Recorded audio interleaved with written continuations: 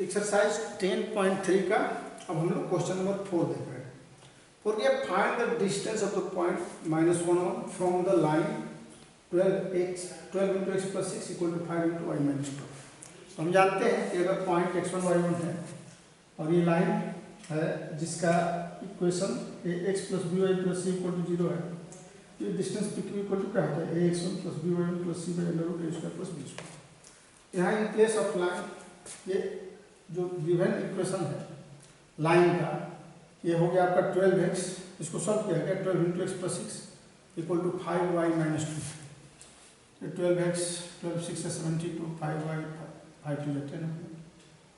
अब 5y को इधर ला दिए और 10 को भी, तो 12x minus 5y और ये 72 plus 10 82।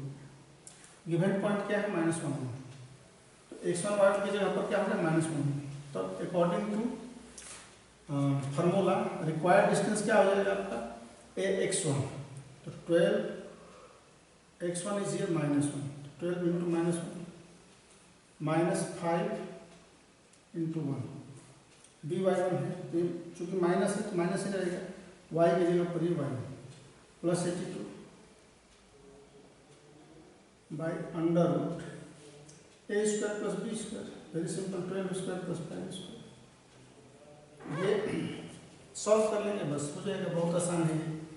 -12 -5 -17 हो जाएगा ये प्लस 82, ये 12 स्क्वायर 144 प्लस 5 25, ये 169 13 हो जाएगा, और ये 65 हो गया, 12 - 7 65 बाई 13 हो गया, यानी कि 5 यूनिट, ये आपका 5 यूनिट आंसर हो जाएगा। नंबर 5 है find the points on the x axis whose distance from the line x/3 plus y/4 equal to 1 are 4 units। तो मान लेते हैं कि पॉइंट क्या है x1 0 है, ये इधर से भी होगा इधर से भी हो सकता है, दोनों तरफ से। तो x1 0 मानेंगे x1 का 2 वैल्यू आएगा, तो एक इधर का एक इधर का हो जाएगा। लेकिन x एक्सिस पर पॉइंट हमें फाइंड आउट करना है जिसका इस लाइन पर ये इंटरसेप्ट फॉर्म में हो जाएगा x/3 plus y/4। तो ये जो डिस्टेंस है ये दिया हुआ है 4 यूनिट्स, ये 4 यूनिट्स दिया हुआ है।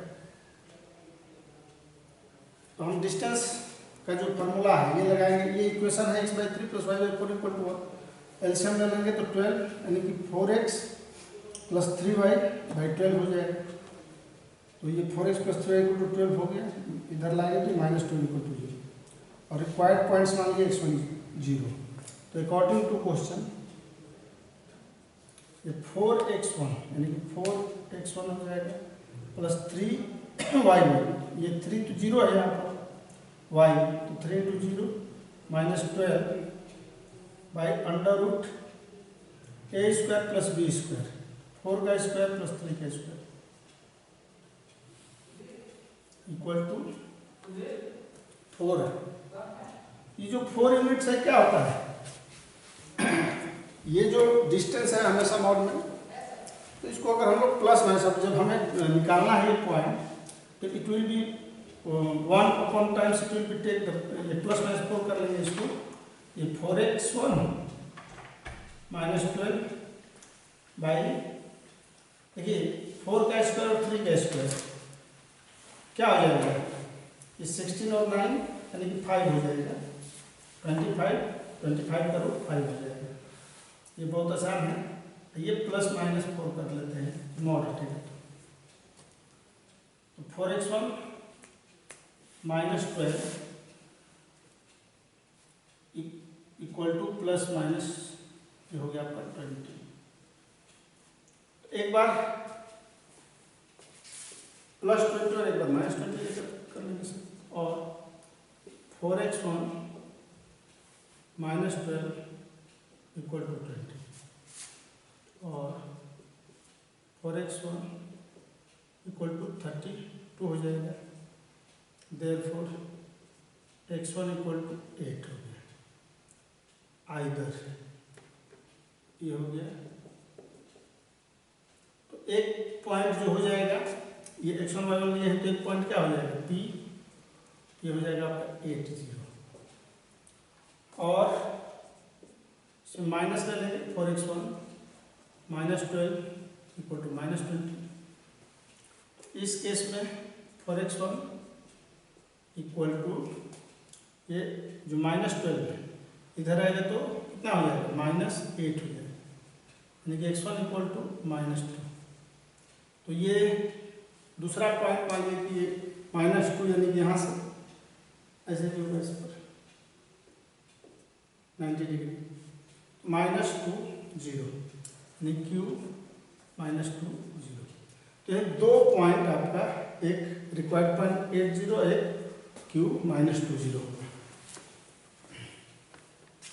क्वेश्चन नंबर 6, देखिए find the distance between parallel lines 15x + 8y - 34 = 0 and 15x + 8y + 31 = 0। Second क्या है, L × x + y + p = 0 and L x + y - r = 0। तो दो क्वेश्चन पहला हमें सॉल्व करना है। ये गिवन इक्वेशन यही है 15x + 8y - 34 = 0, 15x + 8y - 31 = 0। तो अगर दो पैरेलल लाइन रहता है, हम लोग पढ़े हैं, दो पैरेलल लाइन रहेगा x + by + 1 = 0 and ax + by + c2 = 0, तो डिस्टेंस बिटवीन देम क्या होता है, c1 - c2/√a² + b² होता है। बस यही लगा देना है, फार्मूला बहुत सिंपल है। यहाँ c1 क्या है -34, c2 क्या है 31, c1 - c2 √a² + b², तो यहाँ 58 15² + 8²। दो पैरेलल लाइन रहेगा तो इन दोनों में कोई अंतर नहीं रहेगा, x के कोफिशिएंट y कोफिशिएंट दोनों का सेम रहेगा, केवल कांस्टेंट डिफर होता है। तो ये अब इसको सॉल्व कर लेंगे। ये क्या कितना हो जाएगा 65 हो गया, मॉड है प्लस में, और 15² 225 हो जाएगा + 64, यानी कि 65/225 कितना हो गया, ये 289 हो गया, यानी कि 65/17 हो जाएगा। 289 का √17 होता है। ये हो गया, यही आंसर हो गया, यानी कि कितना यूनिट, तो ये जो रिक्वायर्ड डिस्टेंस है वो 65/17 यूनिट हो गया आंसर। अब हम लोग क्या देखेंगे, Lx + Ly + p = 0 है और Lx + Ly - r = 0 है। Distance between given parallel lines क्या हो जाएगा, वहीं c1 - c2, तो c1 यहाँ पर क्या है p है, c1 p c2 - r, a और b तो l l ही है, a भी l है b भी l है, इस फॉर्मूला में लगा देंगे c1 - c2 यानी p - r मॉड और √a² + b² में ये l² + a², बहुत आसान है। ये p + r हो जाएगा, p + r, l² + l² यानी कि 12² 1/√2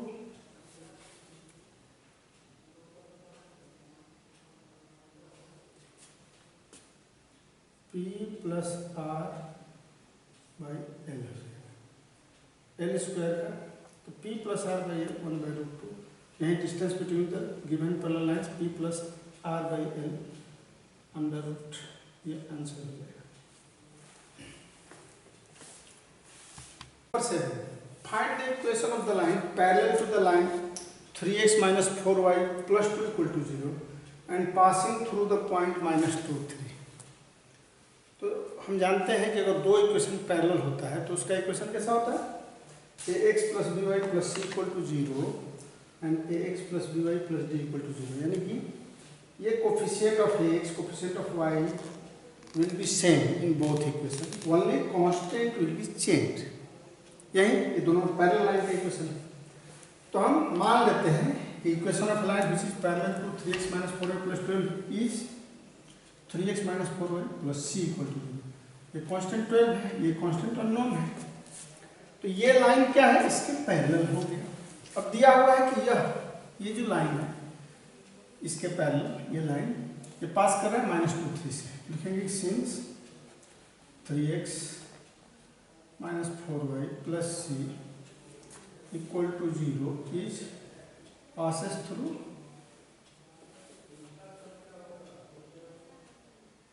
-2 3। तो देयर अब जब पास कर रहा है तो इस ये दोनों पॉइंट इसको सेटिस्फाई करेगा, यानी कि in place of x just you have to write -2 -4 into 3 plus c equal to 0। तो c का वैल्यू हम फाइंड आउट कर लेंगे और -6 -12 plus c equal to 0, therefore c equal to 18 हो जाएगा -12। अब हेंस रिक्वायर्ड इक्वेशन क्या हो गया? Hence required equation, ये वैल्यू ऑफ c इज 18, बस रख देंगे इसमें। तो 3x minus 4y plus 18 equal to 0 is required equation. यही आंसर हो जाएगा। Find the equation of the line perpendicular to the line x minus 7y plus 5 equal to 0 and having x intercept 3। तो देखिए क्या होता है, equation of line which is perpendicular to the line x plus by plus c equal to 0 is bx minus ay plus d equal to 0। यानी कि अगर कोई line x plus by plus c equal to 0 है तो उसका perpendicular line का equation क्या होता है? bx minus ay plus d equal to 0। यानी कि इसका कोफिशिएंट x के साथ ये minus ay plus d equal to 0 होता है। तो हम पहले क्या लिखेंगे, ये जो गिवन इक्वेशन है उसका परपेंडिकुलर इक्वेशन क्या हो जाएगा? अकॉर्डिंग टू दैट bx यानी कि -7x it will be -7x, here b is -7। तो देख रहे हैं ना, b x के साथ कोफिशिएंट हो जाएगा। a का नेगेटिव कोफिशिएंट, a का जो कोफिशिएंट है उसका नेगेटिव y में मल्टीप्लाई होता है। तो यहाँ x का कोफिशिएंट 1 है ना, ये a का वैल्यू 1 है, तो 1 इंटू यानी कि -7y हो जाएगा, -7x। a का वैल्यू कितना है, b का वैल्यू -7 है, -7x, और a का वैल्यू कितना है 1 है, तो -1 इंटू y, ये 1 का माइनस y के साथ -y, अब प्लस c, मतलब ये देख रहे हैं ना, ये 5 है, ये c है तो क्या है d है, यानी कांस्टेंट डिफर करेगा। तो आप differ constant k equal to 0 ले लेते हैं। अब अकॉर्डिंग टू क्वेश्चन कह रहे हैं एक्स इंटरसेप्ट क्या है 3 है, तो इसको इंटरसेप्ट फॉर्म में लिखेंगे। किस फॉर्म में? इंटरसेप्ट फॉर्म में। तो इंटरसेप्ट फॉर्म में लिखने के लिए कैसे होगा, और इसको हम लोग लिख सकते हैं 7x plus y equal to के को यहीं छोड़ देंगे, दोनों इधर आएगा तो पॉजिटिव हो जाएगा। डिवाइड करेंगे के से, ये के से अगर हम डिवाइड करते हैं इंटरसेप्ट फॉर्म में लिखने के लिए, तो it will be 7x by k plus y by k equal to 1। Divide हो जाएगा x k by 7 plus y by k equal to 1। अब according to question x intercept is 3, तो x intercept x by a plus y by b, तो x intercept ही ना होगा। तो according to question k by 7 equal to 3, therefore k equal to 21।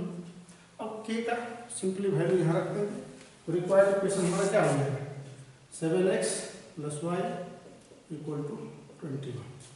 यह required equation हो गया, required equation. Question number 9, find the angle between the lines √3x plus y equal to 1 and x plus √3y equal to 1। तो देखिए ये given equation है। अब ये दोनों को हम लोग रिड्यूस करते हैं स्लोप इंटरसेप्ट फॉर्म में, यानी कि y equal to mx plus c के फॉर्म में। तो पहला को अगर हम y equal to mx plus c के फॉर्म में करेंगे रिड्यूस, तो y ही रहेगा, √3x इधर लाएंगे तो -√3x प्लस 1, और इसको √3y को अगर यहाँ छोड़ेंगे x इधर -x, फिर √3y से डिवाइड करना होगा, -1/√3x प्लस 1/√3।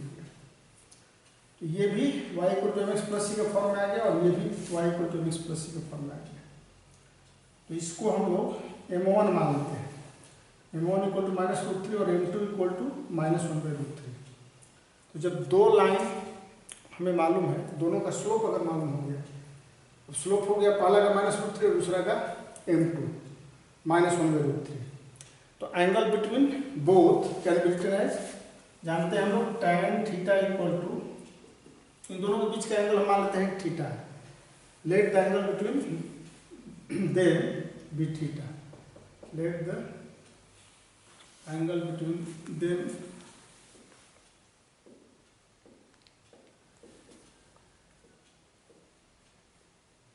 तो ये जो tan थीटा होगा m1 minus m2 1 plus m1 m2 m1 होता है m1 tan theta equal to m1 minus m2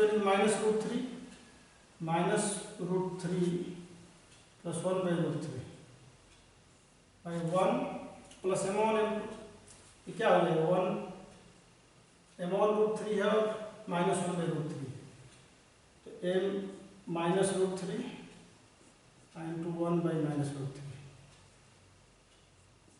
ये कैंसिल हो जाएगा, 1 बचेगा केवल यहाँ पर। तो therefore tan theta equal to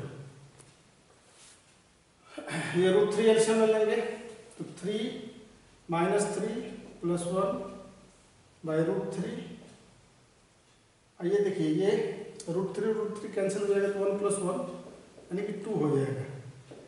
you can write here minus 2 mod में है minus 2 plus divided by 2 root three, तो यही 2 रूट थ्री प्लस माइनस दोनों लेना होता है, 2 कट गया तो tan theta equal two plus minus, अब दोनों लेंगे 1 बाई रूट थ्री, 2 कैंसिल हो गया, तो tan थीटा अब ये 1 बाई रूट प्लस है,